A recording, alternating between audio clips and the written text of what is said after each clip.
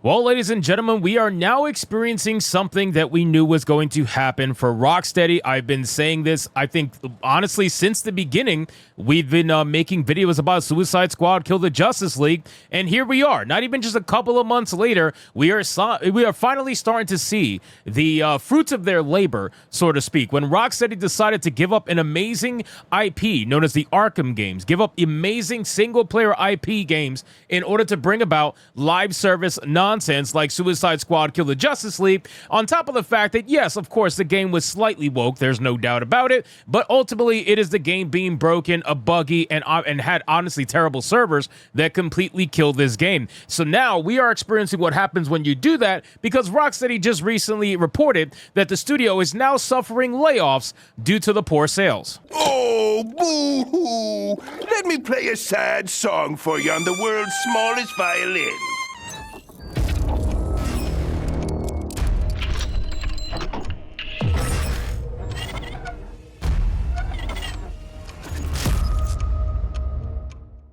Now, again, I think anybody with an honest brain, right? Anybody who is honest with themselves, whether you're left wing, right wing, center, who gives a fuck? Anybody who saw this game, Suicide Squad Kill the Justice League, and saw the budgets versus the actual concurrent player count, and you can essentially deduce from there that this game was going to be a massive flop. And not only that, the studio was going to then have to suffer massive layoffs because they decided to go about this route when it came to a game like this. I'm honestly not surprised, and I don't think you guys are surprised at all, and so let's get into it. So, of course, before we do, if you are new here, just consider hitting that subscribe button. I would greatly appreciate it, and like the video to push us out into that YouTube algorithm. This article comes to us from Video Game Chronicles, and it says, ROCKSTEADY is reportedly the latest studio to suffer layoffs, with Suicide Squad's poor sales blamed. One employee was reportedly told that they've been made redundant in the middle of paternity leave. Sources have told Eurogamer that numerous employees have been made redundant over the past month, while its QA department more than halved from 33 to 15, as well as non-QA job losses too. According to the source, the job losses are directly linked to the release of Suicide Squad Kill the Justice League, with its poor sales specifically mentioned as a reason for what it describes as restructuring. So restructuring is the politically correct term for we fucked up and we failed, okay? That's essentially what that is. They can try to say the words restructuring all they want, but that's literally what it means. It means we put out a product, it failed, and now we have to do layoffs in order to essentially recoup any sort of money that we might have lost, but there is no recouping money for this, right? It doesn't matter how many people they fire, they can close down the entire studio, and it doesn't matter. This fucking game lost $200 million and more, probably, because now they're releasing DLC, they're putting work into the game, they're putting even more effort into the game, granted not as much as they said they were going to, but still, the game's a massive failure, and everybody knows it, right? You've had people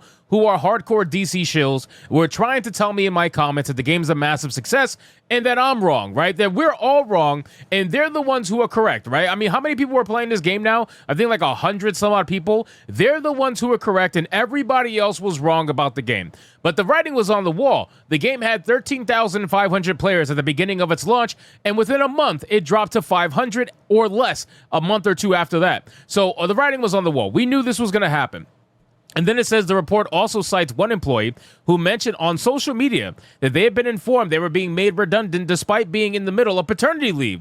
While a number of the layoffs are said to be junior staff, they're also said to include some developers who have been at ROCKSTEADY for more than 5 years. Suicide Squad Kill the Justice League was the company's biggest recent video game release, but it was met with mixed reviews and failed to achieve a consistent player base. The game has been blamed by Warner Bros. Discovery as one of the key reasons for a drop in gaming revenue.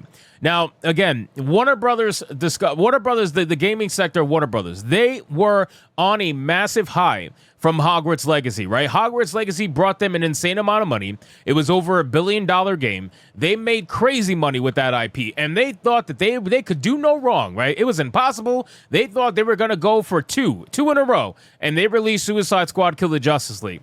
This was such a massive failure that they probably washed out a lot of the money that they got from Hogwarts Legacy. Because you got to remember, that $1 billion wasn't all profit. Obviously, there's a lot of costs and whatnot associated, and there's obviously royalties and whatnot for the Harry Potter IP. There's a bunch of shit like that. So, again, they washed out a good amount of money that they made from Hogwarts Legacy, and they messed around and found out really quickly. So them firing people is not too shocking. And honestly, I would expect more developers to be fired, just being real with you, because they're talking about releasing less and less content, right? They just put out the Trans Mrs. Freeze recently, right? I think this is season 2. Season 2 Trans Mrs. Freeze. Number 3, who really knows if they're going to get to a season 3? But if they do, I don't really see this game lasting more than a year or two. I'm sure contractually speaking, they probably have to last at least a year, I believe. But anything after that could be free game, right? Marvel's Avengers was closed down after 2 years. So they got up at least until that point to try to beat Marvel. They'll probably stick around to a little bit past 2 years just to say they beat Marvel's Avengers, and then they'll let it go. It says last month the company said its Q2 gaming revenue had fallen 41% year on year. Bro, almost 50% of their gaming revenue has fallen. That is insanity. For that to happen in just 1 year is a disgusting metric that nobody in any professional capacity should be happy about that. Again, take your politics out of it. Nobody should be happy about that. Left, right, center, if you lose almost 50% of your revenue in 1 year, yeah, that's not good. Basically, it means if you do this again, if you mess up this bad again, you're done. You're done. It doesn't matter how, it doesn't matter how many loans you get. You're done. You are done. It says primarily driven by the weak performance of Suicide Squad Kill the Justice League this year compared to the strong performance of Hogwarts Legacy in the prior year. Gee, I know, it's amazing, right? You sell a single-player complete experience game, people buy it up, and they love it. You sell a live service game that's broken, buggy, and messy on release for the entire month, its first month of release, thus alienating most players to make them want to leave.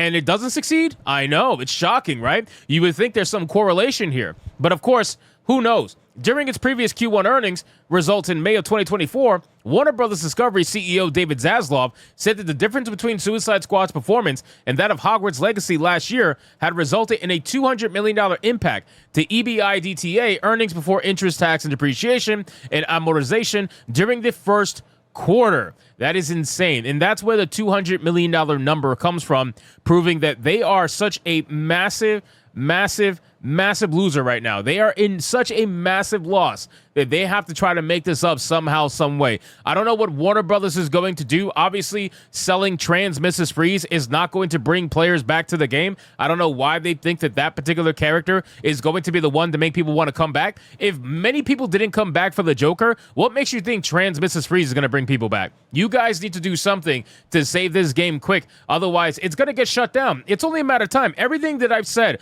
that was going to happen to this game in this studio has happened. It will continue to happen. And again, the modern audience is sitting there trying to pretend like none of this is happening. They got their fingers in their ears. They got the hands being over their eyes right now. They can't see no evil, hear no evil, but they damn sure can speak evil. And they're out here trying to tell everybody that this is not happening. It is. You got to admit at some point that this shit is happening, and the only way to fix it is to get the modern audience to show up, right? If you make a video game for the modern audience, if that is your game and that's what you're trying to push and that's what you're trying to tell people in your marketing, this is a game for the modern audiences, you need to tell them to show up. They have to show up. The excuses are done now, right? The excuses are done. They're trying to say that these games are amazing. They're made for the modern audience. You know, massive amounts of people see themselves in these games. That's great. Where are they? Where are they? They're nowhere to be found. So anyway, guys, thank you so much for watching this video. Hope you did enjoy it. If you did, consider leaving me a subscribe. I would greatly appreciate it. Don't forget to like the video, comment, let me know what you thought, and I'll see you guys on the next one. Hypnotic out.